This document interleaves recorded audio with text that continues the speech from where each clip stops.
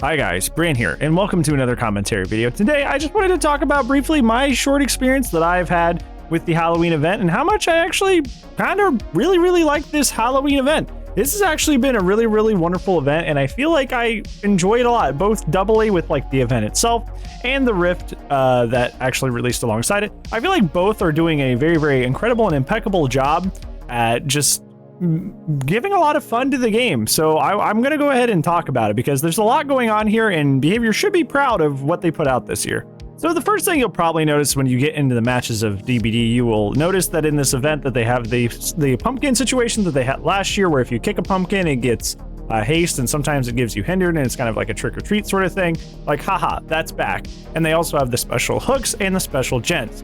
So far, this doesn't sound like anything like special or unique or different is happening, but there's a whole other extra layer to the event that kind of adds an extra element of gameplay that I really love and enjoy a lot. And it's that by doing the event generators, by doing the event hooks, you get points. You get these little like nodes of energy that go into your character's body, which, you know, sounds a little strange, but I promise that's actually what's happening. Is they go into your character's body, and then you have to get 15 of them. And once you get 15, you have to deposit them before something bad happens to you that would take your points away, like getting stunned or getting downed. So not only do you have to actually, like, you know, collect the essence, the energy, you have to very quickly deposit it, which kind of creates this kind of like sense of like fear and terror, because if you get found and something bad happens to you before you're able to deposit that, then you lose it and you have to restart. You have to do more gen progress. You have to get more hooks on those special hooks. You have to do all this stuff to essentially make up all the stuff that you lost. So it kind of adds like a, you know, an element of like panic and worry to the situation that I like a lot. It's really cool, and I really appreciate it a lot. Also, side optional objectives also contribute to this. Kicking the pumpkins does give you energy, like I said.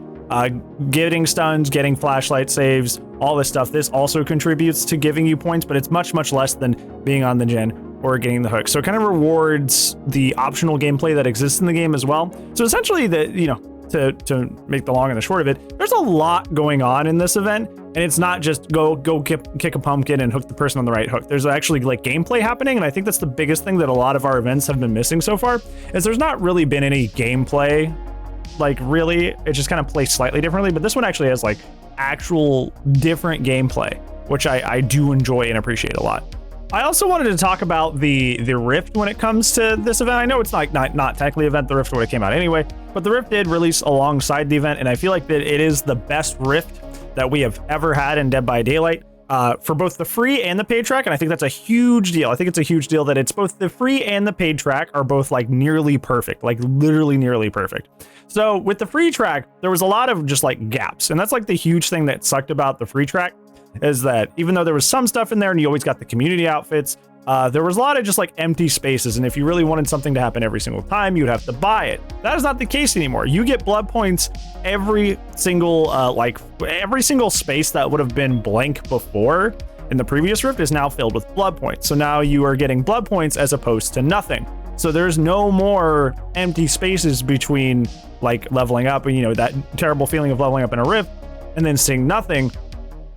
And then that's just not a thing anymore. It doesn't happen anymore. So that's a great thing. Also, they actually like tried to like lower the amount of like, you know, useless charms that you get in this one. There's still charms in it. A lot of the charms are good, and there are still useless charms, don't get me wrong. They replaced a lot of like the useless charms with like recolors of the outfits that they have given. So like, for example, with like the Michaela barista outfit, she has like a red and black and purple one, but, you know, later in the Rift, you end up getting like a black and blue one, as opposed to like, you know, filling that spot with just like useless charms that you're never going to put on. Now that you have like an option of different color scheme for that outfit that you already had.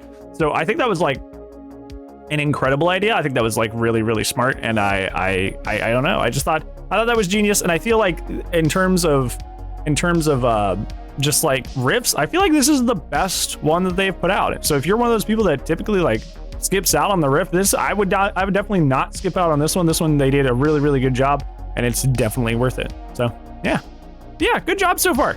I really like this event. I hope more events in DBD's future are like this, because they actually did a pretty did a pretty good job, and I'm really proud of them for that. Are you enjoying the vid out there, guys? Let me know down in the comments below. But on that, that's gonna be it for today's video. Thank you so much for watching. I will see you in tomorrow's video, though.